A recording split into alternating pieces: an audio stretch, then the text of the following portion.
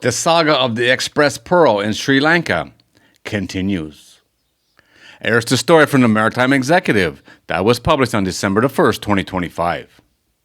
The London P&I Club, acting as assurer to the owners of the MV Express Pearl, is intensifying its approaches to the authorities in Sri Lanka over the compensation awarded to cover the damages by the shipwreck of the vessel off Colombo.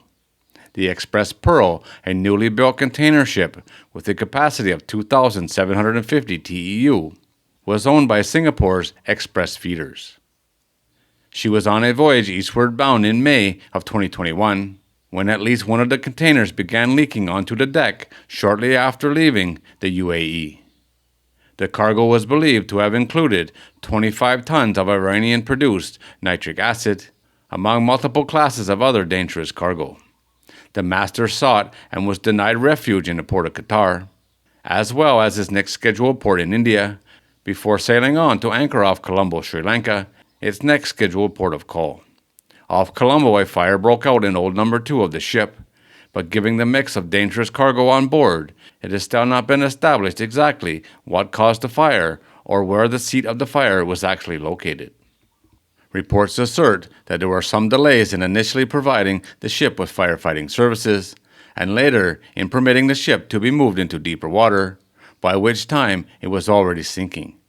The situation was unrecoverable by the time the specialist firefighting and anti-pollution vessels and aircraft arrived on the scene, both from Sri Lanka and India.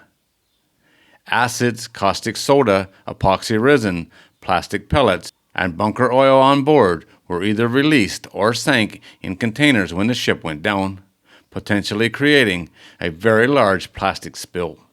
Officials indicate that 1,075 tons of debris had been collected from Sri Lankan beaches, along with dead turtles, whales, large numbers of fish, and at least 6 dolphins.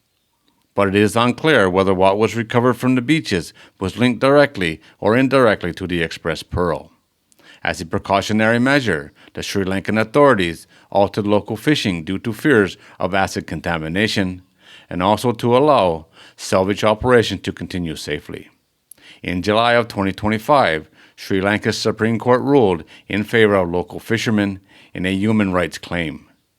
The finding criticized both Express Feeders for not sharing information and the government for not responding effectively enough. Without airing expert evidence, the court set the value at the loss of an arbitrary figure of $1 billion, to be paid by the owner as the polluter, with further sums to be calculated by a committee. Express Feeders have financed the cleanup efforts made so far, covering fisheries and beach cleanup, as well as salvage, wreck, and debris removal. But along with the London P&I Club, they have declined to make further payments, asserting that jurisdiction for environmental damage in this case lies with Singapore. Further, they contend that the cost calculations in other areas are largely based on theoretical estimates.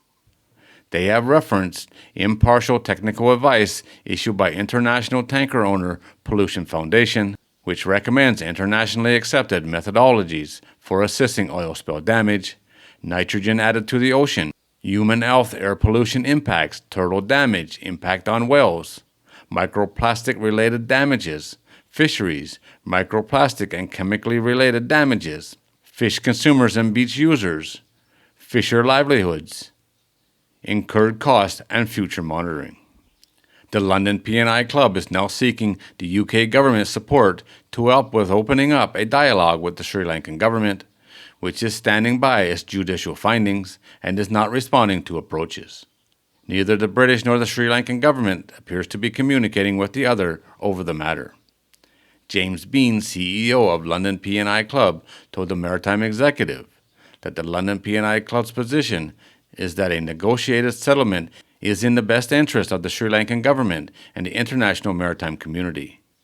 They report that they are working with Express Feeders to achieve a rules-based outcome compliant with the norms of international trade.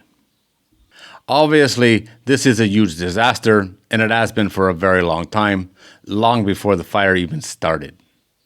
I still feel bad for that poor captain. But either way, $1 billion with a chance of it being higher after everything has already been cleaned up and paid for. There still might be some cleanup to do, but so far, everything has been paid for by express feeders. And now they want another nice, cool $1 billion. It's a nice round number, that's for sure. And I understand why they're fighting this. It just seems like Sri Lanka is looking for a payday. A pretty big one. But that's just my opinion. Either way, the polluter, excess feeders, has to pay for what they did. Things went really wrong, but Sri Lanka did not help in this either. They wouldn't do anything. India wouldn't help. Qatar wouldn't help. UAE wouldn't help. All the other ports where this vessel came from and was going to, they wouldn't help either. An absolute disaster right from the start. But right now, it seems like to me that Sri Lanka is looking to get paid. And they probably don't deserve it. All right, guys, there it is. As always, thanks for watching. If you're new here and you like these kind of videos, don't forget to subscribe before you leave. And I'll see you on the next one.